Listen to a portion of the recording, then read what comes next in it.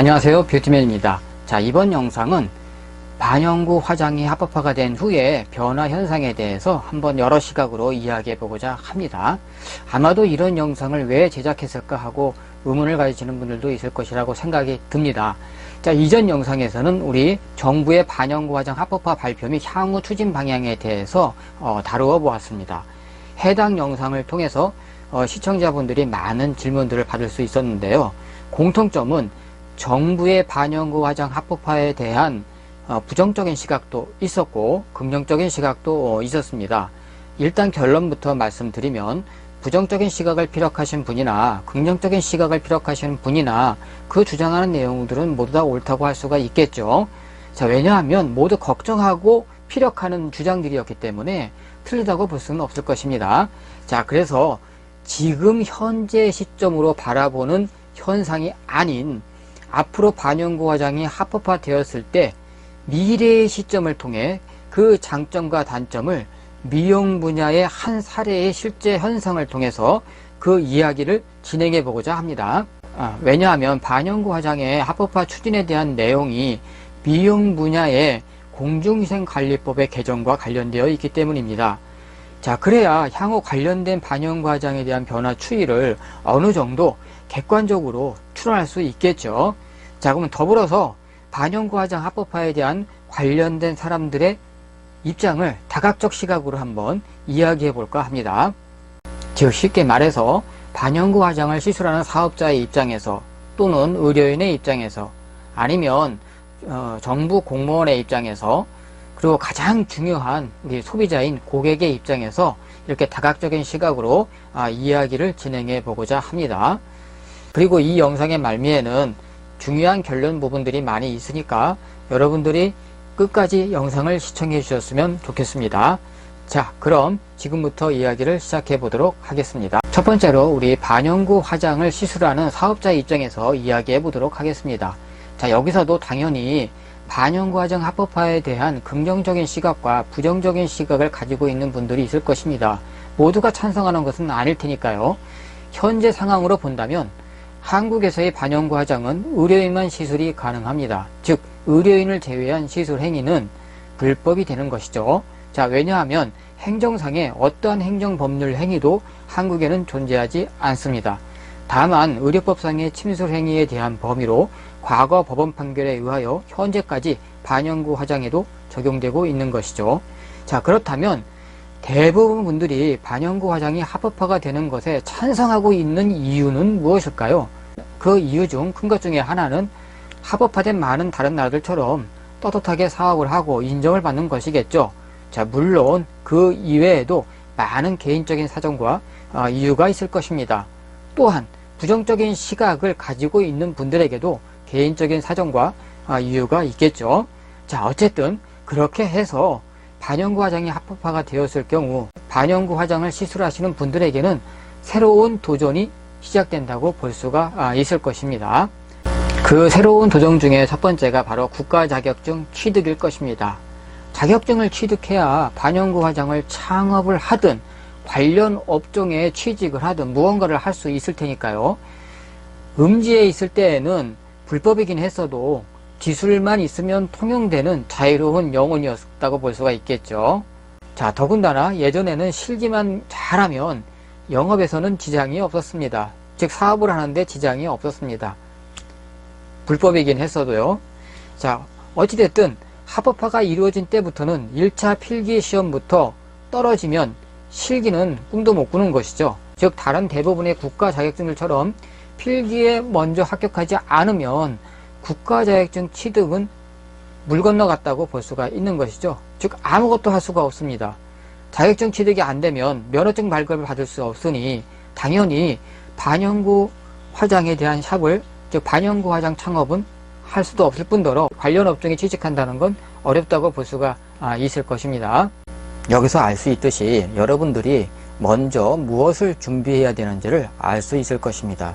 저희 이코리아TV 뷰티 채널에서는 다른 채널과 달리 컨텐츠 내용이 반영구로 시작했지만 미용 분야와 관련된 국가자격증 부분을 다루고 있습니다. 자, 이것은 반영구 합법화 과정에 대해서 발표하기 이전부터 준비를 해서 여러분들에게 볼 수 있도록 올려놓은 것이죠. 자, 그 이유는 무엇일까요? 바로 반영구 화장이 미용에 포함될 수 있는 부분이 다분히 높다라고 하는 것을 객관적으로 유출을 한 것이죠. 왜냐하면 다른 국가에서 현재 시행하고 있는 자격증들을 비교해 보니 그 비교된 내용을 통해서 앞으로의 미래를 추론할 수 있었던 것이죠. 자, 여러분들이 그 부분은 뒷부분에 마지막 영상에서 결론 부분에서 여러분들한테 간단하게 이야기해 보도록 하겠습니다. 자, 그리고 두 번째 도전이 이제 생겨나게 될 것입니다. 자, 국가자격증을 취득하고 자, 이제 면허증까지 발급을 받았으면 창업에 대한 준비를 시작하겠죠. 자, 반영구 화장이 합법화가 되었을 경우 어디로 들어가게 됐었죠? 공중위생관리법에 규정한 일정한 시설과 장비를 갖춘 사업장에서 면허증을 가지고 사업 허가를 득한 다음에 해당 사업 장소에서 사업을 시작하는 것이죠. 자, 그렇지 않으면 법상에서 말하는 불법이 아닌 무허가 시술소가 되는 것이라고 볼 수가 있겠습니다. 즉, 고객이 해당 허가받은 장소에 와서 시술을 받는 것이죠. 예전에는 자유로운 영혼처럼 사업자가 고객을 찾아가서 아무 데서나 시술하는 것이 아닙니다. 그렇다면 관련업종 취직은 둘째치더라도 여러분들이 가장 궁금해하는 창업비용은 얼마나 들까요? 예전처럼 필요한 장비만 들고 고객을 찾아가서 시술하는 것이 아니죠. 자, 그때에는 관련 시술 장비와 본인이 기술만 있으면 됐었습니다. 자, 그러므로 그에 따른 창업비용을 저렴하게 산출할 수가 있었죠. 자, 그러나 합법화가 된 후부터는 상황이 달라집니다. 지금 현재로서는 관련 미용업종의 사례를 통해서 우리가 알아볼 수가 있는데, 자, 예를 들어서 피부 미용 관리샵을 창업한다고 하면 당연히 목 좋은 장소를 고르겠죠. 자, 그러면 당연히 창업비용은 늘어나게 될 것이고, 목이 안 좋은 장소를 고르게 된다면 창업비용이 줄지만 고객을 유치하기 위한 작업은 어려움에 봉착하겠죠. 자, 그만큼 수익이 준다고 볼 수가 있을 것입니다. 또 다른 방법이 있습니다. 기존 미용샵, 즉 네일이나 메이크업샵 등에서 샵인샵 형태로 운영할 수 있겠죠. 자, 그렇게 되면 창업비용이 좀 줄어들겠죠. 자, 또 발품을 팔아서 괜찮은 중고를 저렴한 가격에 구입할 수도 있을 것입니다. 창업비용은 여러 다양한 방식에 따라서 법률이 정한 합법적인 방법의 형태로서 진행이 될 것입니다. 나는 굉장히 싸게 창업했어 라고 말할 수는 있겠지만 그 창업한 장소가 앞으로 사업이 잘 되는 장소인지 또는 아닌지가 사실은 더 중요한 것이죠. 자, 더불어서 매출만 중요한 것이 아니라 사업장에서 생기는 비용도 생각해 두어야 합니다. 자, 그것이 만만치 않죠. 물론 거기에는 세금도 포함이 됩니다. 자, 세 번째 도전을 든다면 미용업종들처럼 경쟁업체가 공개적으로 많이 생겨나게 됨으로써 시술 가격 또한 어느 시점이 되면 정부에서 적정한 가격을 받도록 강제하게 될 것입니다. 가격을 고시하도록 이제 유도하게 되죠. 즉, 시술 가격에 공동화 현상이 발생된다고 볼 수가 있습니다. 예전처럼 높은 가격을 받거나 할 수가 없게 되는 것이죠. 다시 말하면 반영구 화장으로 창업을 하면 대박 난다거나 하는 말도 안 되는 것에 현혹되실 필요가 없습니다. 물론 나름대로 인정을 받아서 고객이 많이 오는 경우 대박까지는 아니어도 먹고 사는데 편안함을 느낄 수는 있겠죠. 네 번째 새로운 도전에 직면하게 될 것입니다. 미래의 고객은 본인의 기술만 보고 오지 않는다는 것입니다. 사업장의 시설 상태 및 위생 상태 등 다양한 고객의 니즈를 따라가지 못하면 고객은 다시는 찾아오지 않겠죠. 즉, 재방문이 없다는 뜻입니다. 즉, 창업 후에도 다른 많은 공개 경쟁 사업장과 비교해서 시설과 위생 상태 등이 우수해야 고객이 재방문을 하게 만드는 요인으로 작용된다는 것입니다. 여기에 따르는 시설 비용 등은 계속 투자되어야 한다는 뜻이기도 하겠죠. 사실 이 네 번째에 해당하는 새로운 도전은 정부나 고객의 입장에서도 바라는 합법화가 돼서 양지로 나왔을 때 얻을 수 있는 긍정적인 가장 큰 효과라고 볼 수가 있을 것입니다. 자, 비용이 계속 나가야 하는 반영구 화장의 사업자 입장에서는 사실 곤욕스러운 부분이기도 할 것입니다. 이것이 불법과 합법의 차이점이면서 자신이 처한 위치에 따라 장점이 되면서도 단점이 될 수 있다는 것입니다. 즉 장점과 단점이 따로 분리되어 있는 것이 아니라는 거죠. 반영구 합법화에 긍정적으로 생각하시는 분들이나 부정적으로 생각하시는 분들이나 모두 지금 현재의 시점이 아닌 미래 사후의 시점에 대해서 걱정하고 있다는 걸 충분히 알 수가 있습니다. 즉 장점과 단점의 비율이 어디가 장점이 많고 어디가 단점이 많고 이렇게 딱 잘라 말할 수 있는 부분이 아니라는 것이죠. 자, 그래서 여러분들이 이런 부분들을 잘 이해하고 가시면 좋을 것 같습니다. 요즘에 인기 있는 드라마 스토리보그의 우리 백단장의 냉정한 말로 한번 표현을 한다면 아마추어 리그에서 이제 치열한 프로리그에 오신 것을 환영합니다. 이어서 두 번째로 의료인의 입장에서 한번 이야기해 보도록 하겠습니다. 의료인 분들 중에서도 마찬가지로 반영구 합법화에 대해서 부정적인 입장을 보이시는 분들이 있고 또 긍정적인 입장을 보이시는 분들도 많이 있습니다. 자, 여기서도 어쨌든 간에 반영구 화장이 합법화가 되었을 때 부정적인 입장의 분들보다 긍정적인 입장의 의료인 분들이 할 일이 더 많아지겠죠. 사실 관련 미용업종 중에 피부 미용사가 국가 자격증화 되기 전에 사실은 반영구 화장처럼 의료인들이 반대가 많았던 업종이기도 합니다. 그러나 지금은 잘 적용되고 운영되고 있죠. 여러분들이 잘 아시겠지만 의료기관인 피부과에서는 피부 미용사를 고용하여 적극적인 피부 관리에 활용하고 있습니다.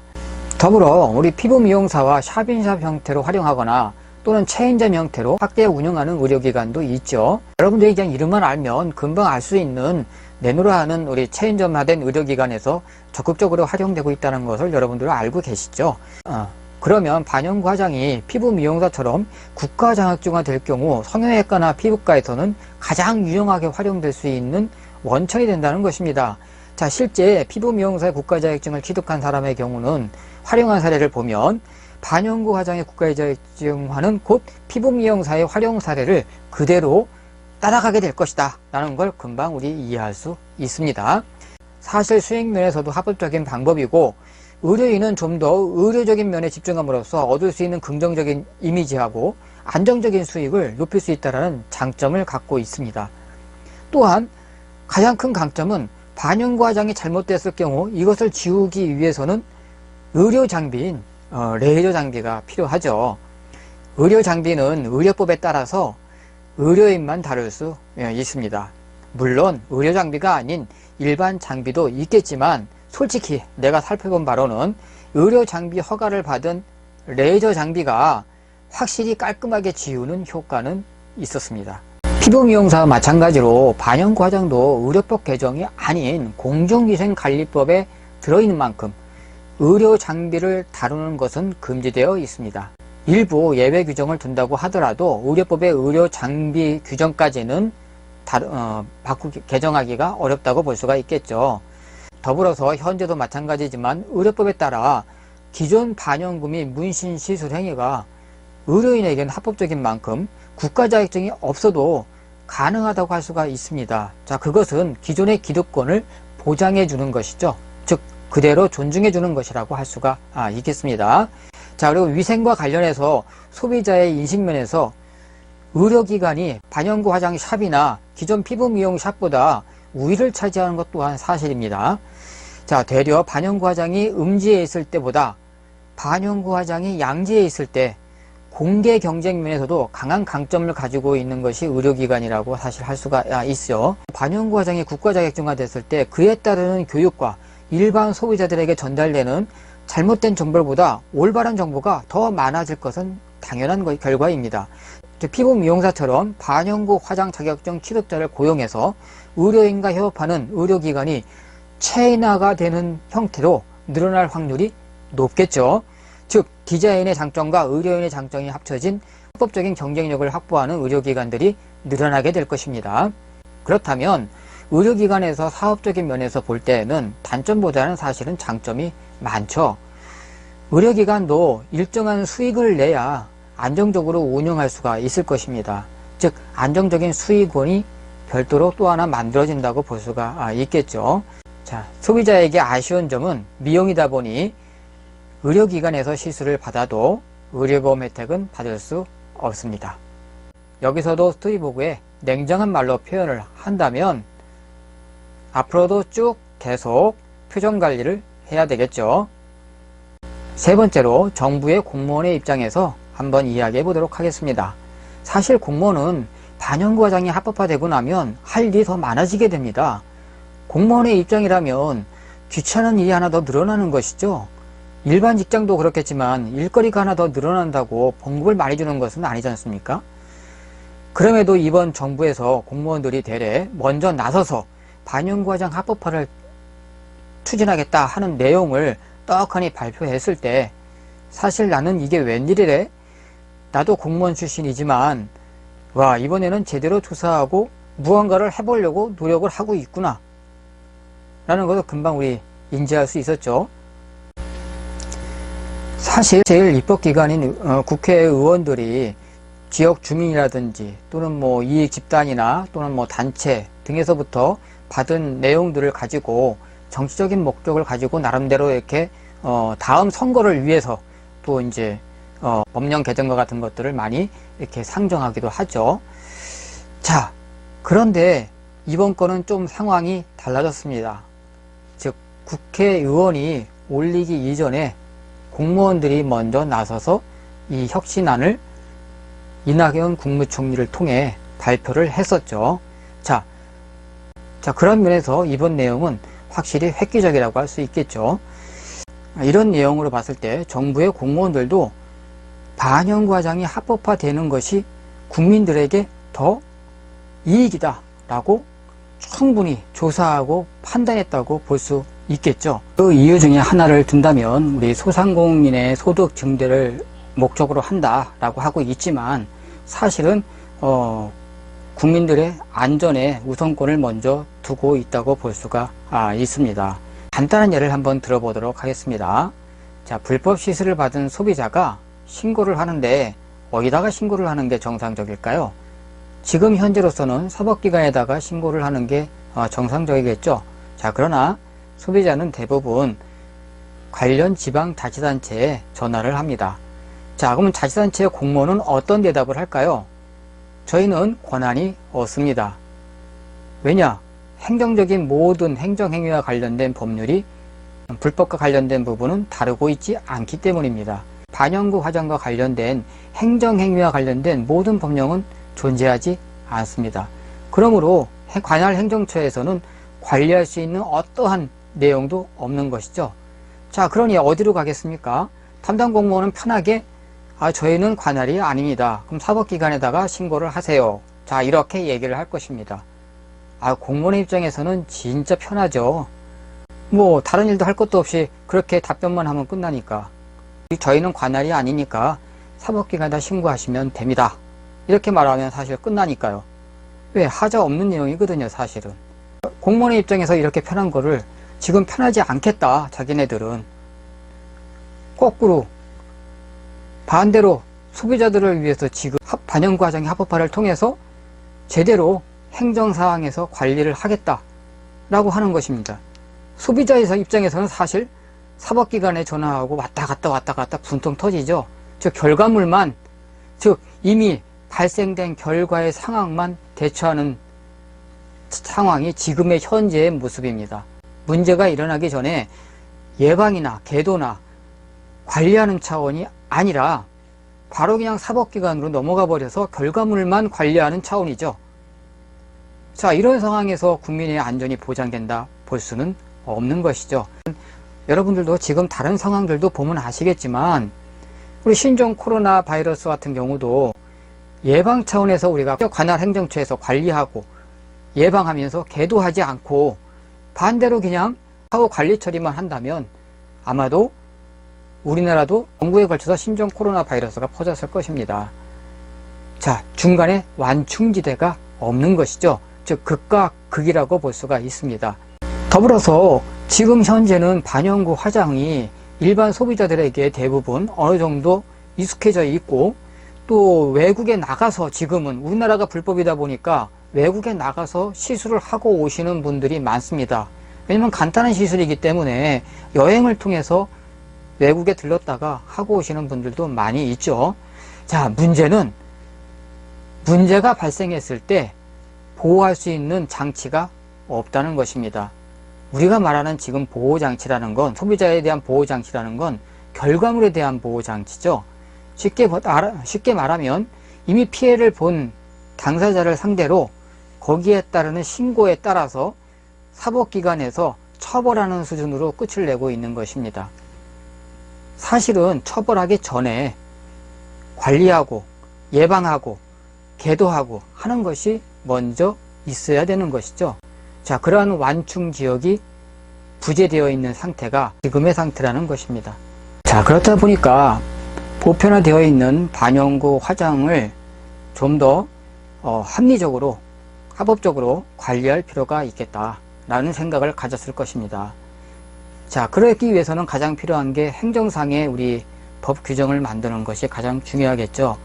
자, 그래서 이 사람들이 사업자가 합법적으로 사업을 진행하고 또 소비자는 선택할 수 있는 권리를 좀 높여줄 수 있는 그러한 부분들을 생각을 하다 보니 바로 미용 부분에 집어넣는 것이 좋겠다. 왜냐? 다른 나라에서도 반영구 화장 부분을 미용과 관련된 부분으로 연관시켜서 활용하고 있기 때문입니다. 비단 우리나라만 미용과 관련 부분을 활용하는 것이 아니죠. 예를 들어서 미국의 자격증을 본다면 미국의 자격증은 타투라는 문신 자격증도 있지만 마이크로 피그먼트라는 우리 미세 색소 주입술이라고 하는 반영구 화장이 별도로 시험이 따로 존재합니다. 자, 그 얘기는 미용의 의미와 타투의 의미를 분리를 해 놓은 것이죠. 미용의 의미에 해당하는 것들은 바로 반영구 화장에 해당한다 라는 것으로 나름대로 이렇게 명시를 해놓고 분리를 한 것입니다. 자, 이러한 부분들을 참고했기 때문에 공무원들도 충분히 인지하고 있는 것이죠. 반영구 화장은 공중위생관리법인 미용 분야에 넣어서 이것을 관리하는 것이 합리적이고, 그리고 소비자를 보호할 수 있는 예방장치를 만들어낼 수가 있으니 이러한 부분들을 잘 관리를 한다면 소비자도 보호하고 더불어서 우리 소상공인의 소득 증대에도 도움을 주지 않겠는가라고 생각을 했을 것입니다. 공무원들도 나름대로 적극적으로 이렇게 움직여서 일하고 있는 것을 봤을 때 여러분들도 칭찬해 줘야 되지 않겠습니까? 저도 굉장히 놀랐습니다. 자, 여기서도 우리 인기 드라마 스토리보그의 백단장의 냉정한 말 한마디 하겠습니다.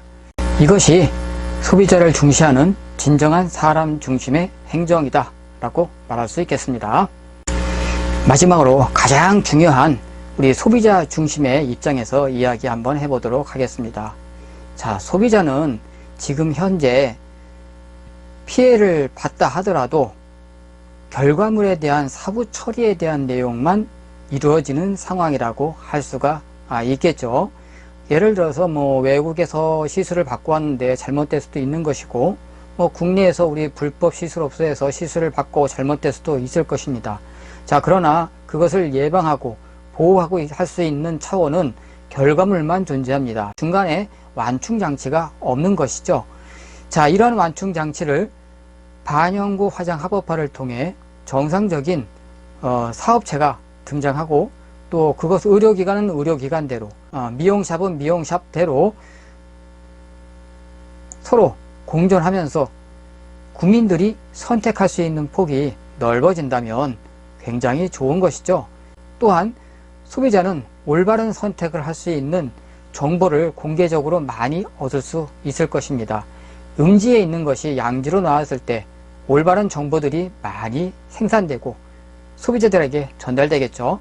소비자들은 이러한 정보를 보고 올바른 선택을 하고 판단하고 그 다음에 거기에 맞는 알맞은 시술을 선택하게 될 것입니다. 소비자를 보호하는 차원에서도 사실 굉장히 좋다고 할 수 있죠. 또 소비자의 입장에서도 그러길 바라는 것이죠. 문제점이 발생할 것들을 사전에 예방하고 관리해주고 하는 부분들이 행정 부분에서 먼저 선행된다면 바로 소비자들은 앞으로도 계속 만족하고 또 믿고서 시술을 받을 수 있을 것입니다. 더불어서 경쟁력도 상당히 높아지게 되겠죠. 외국과의 경쟁력에서도 사실 계속 기술 개발을 하게 될 거고, 소비자를 위주로 위생관리도 더 철저하게 될 것이고, 여러 가지 시설 장비들도 업데이트 될 것입니다. 이것이 바로 소비자가 바라는 것이죠. 반영구 화장이 합법화된 후에 소비자들은 사실 여러 군데를 비교해 보겠죠.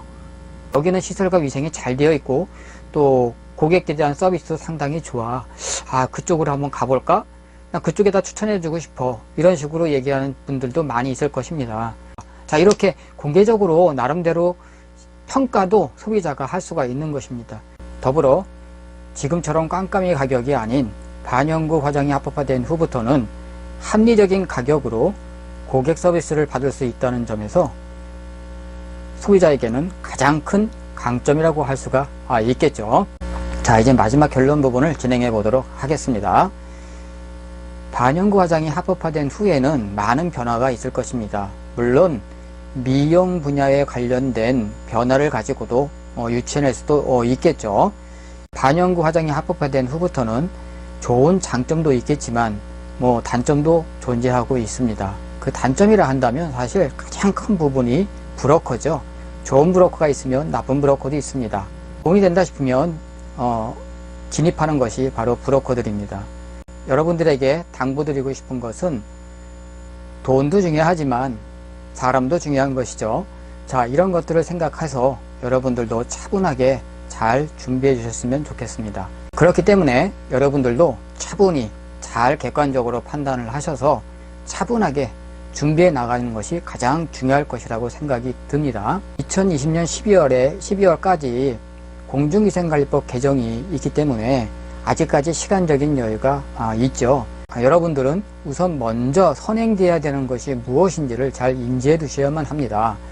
그렇기 때문에 저희 뷰티 콘텐츠에서도 반영구 화장과 관련된 내용을 영상으로 먼저 여러분들에게 올려드렸지만 추후에 이어서 미용과 관련된 국가자격증 부분을 여러분들의 영상으로 올려놓았습니다. 여러분들 다른 반영구 콘텐츠들을 보시면 미용 분야와 관련된 국가자격증 부분을 다루고 있지는 않죠. 왜 그런 부분을 같이 반영구와 올려놨는지 여러분들이 차분히 생각을 해보시면 충분히 이해하실 수 있을 것이라고 생각합니다. 자, 이것도 액티브 러닝 방식으로 한번 숙제로 남겨놓겠습니다. 왜냐면 제가 대답해 드리는 것보다 여러분들이 한번 이 뷰티 컨텐츠는 도대체 반영구 화장을 올려놓고 미용 분야의 국가자격증 관련된 부분들을 왜 같이 올려놨을까? 자, 그것도 여러분 잘 생각해 보시면 될 것 같고, 두 번째는 뭐냐면 반영구 화장 영상을 올린 다음에 미용 분야를 올리고 그 후에 정부에서도 미용 분야와 관련된 부분에 반영구 화장을 합법화하겠다라는 식의 내용이 발표가 됐습니다. 자, 그렇다는 얘기는 저희 뷰티 콘텐츠가 나름대로 미래 예측을 어느 정도 객관적으로 추론을 하고 준비를 해왔다는 것이죠. 자, 이런 부분들을 잘 생각하셔가지고 차분하게 내가 준비되어야 될 내용들은 무엇인지 한번 정리해 주실 필요가 있고요. 두 번째는 또 저희가 최근에 상시검정과 관련된 일정들도 영상으로 올려놓았습니다. 자, 왜 상시검정과 관련된 일정을 영상으로 올려놓았을까요? 그 부분도 차분하게 잘 생각을 해보시면 여러분들이 이해하실 수 있는 폭을 찾을 수 있으실 겁니다. 제가 왜 이런 숙제를 여러분들에게 내드리냐면 쉽게 여러분들한테 말하고 결론을 내리면 좋겠지만 여러분들이 한번 차분하게 생각을 해보시면 추후에 반영구 화장이 합법화가 돼서 창업을 하는 과정에 반드시 도움이 될 것입니다. 그건 여러분만의 것이니까요. 자, 그래서 그런 부분 때문이라도 제가 숙제로 남겨놓겠습니다. 자, 여러분들 이 영상 진짜 재미없죠? 재미없지만 그래도 한번 여러분들 사업을 준비하시는 분이라면 또는 소비자로서 내가 알아야 될 부분이라면 한 번 정도 관심을 가지고 마지막 부분까지 꼭 영상을 시청해 주시면 고맙겠습니다. 자, 그리고 여러분들 힘드셨지만 끝까지 시청해 주시느라고 고생 잘 많으셨습니다. 자, 그리고 감사합니다.